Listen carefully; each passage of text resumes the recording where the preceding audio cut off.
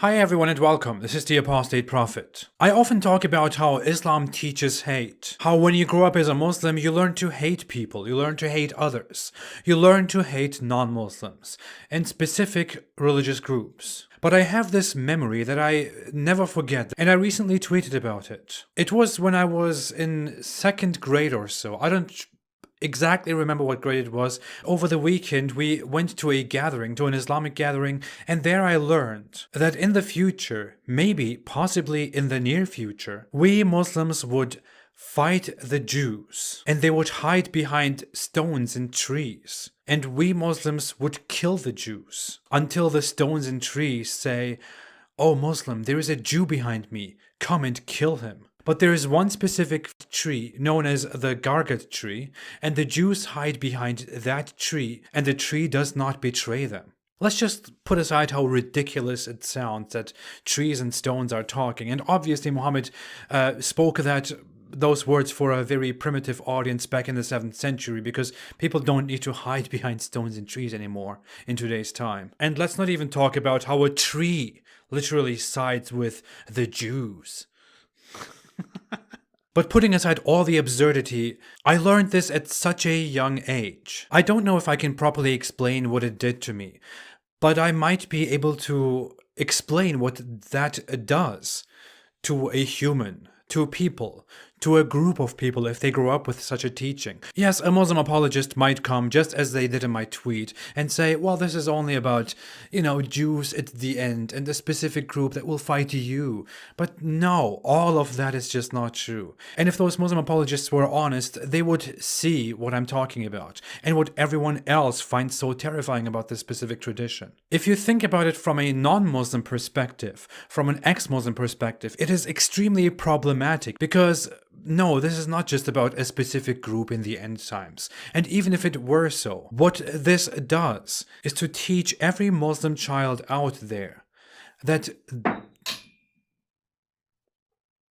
the Jew is the enemy, that will be your enemy, that will betray you in the future, that will fight you and attack you, and you have to be scared of them.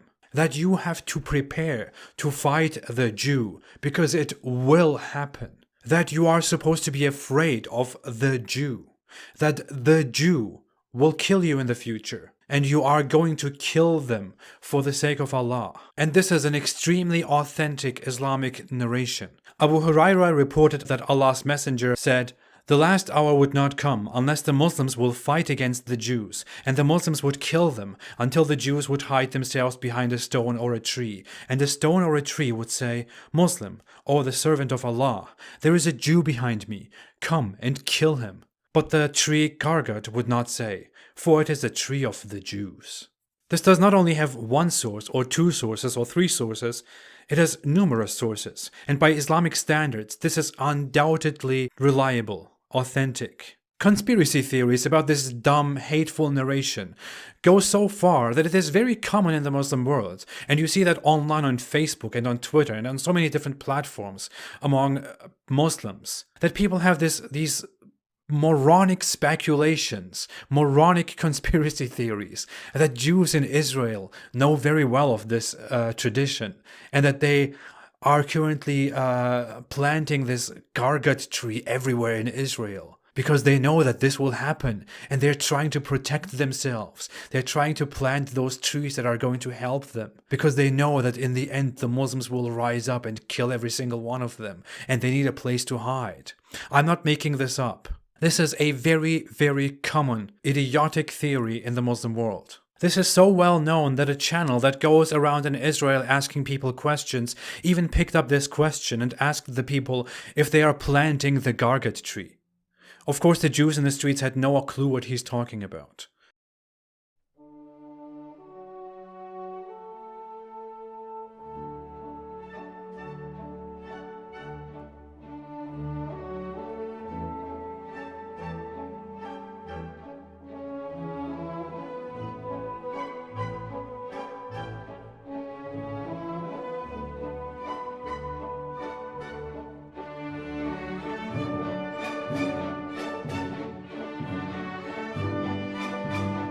It is quite expected that Muslims have always lived with a hate for Jews. Jew hatred is very common in the Muslim world. I randomly picked 8 Muslim countries, and in 7 out of those 8 Muslim countries, they hate Jews. They hate them more than any other group by far. I compared this to the United Kingdom, America, Germany, Australia, India, Poland, Russia, and Brazil. In none of those countries, more people dislike Jews than like Jews. And this is unique to the Muslim world. There is no other culture that disproportionately views a different religious group unfavorably. We only have this in the Muslim world against Jews. In the Muslim world, among Muslims, the word Jew is basically seen as an insult. It is synonymous to something sinister, to something bad. I grew up with the same thing. Whenever I had heard the word Jew, it carried negative connotations, because that's just what you get from such an indoctrination.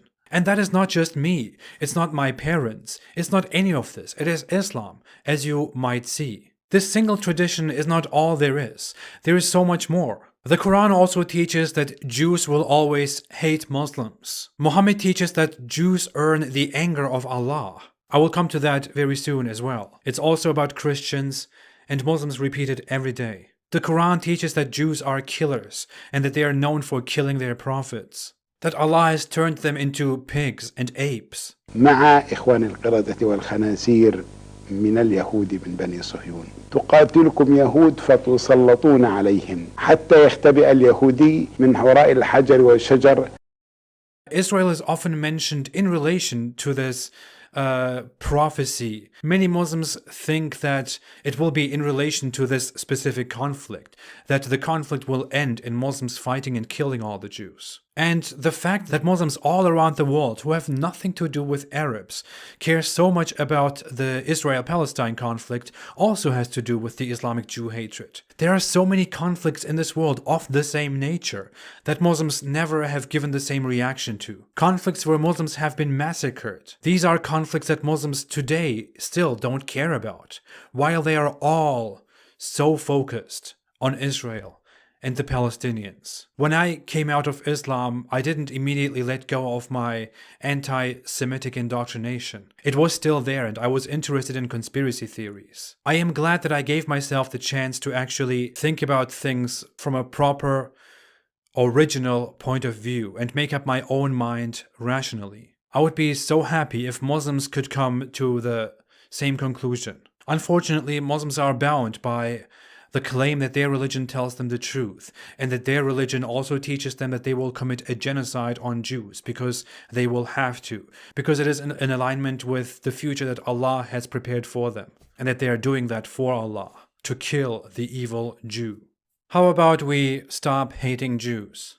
How about we stop believing in Islam, and then we will stop hating Jews? But I will talk more about this and give you reasons for both. For now, thanks for watching. Most of my videos are not monetized, so you can watch them without ads. If you want to support me and what I'm doing, you can support me on Patreon.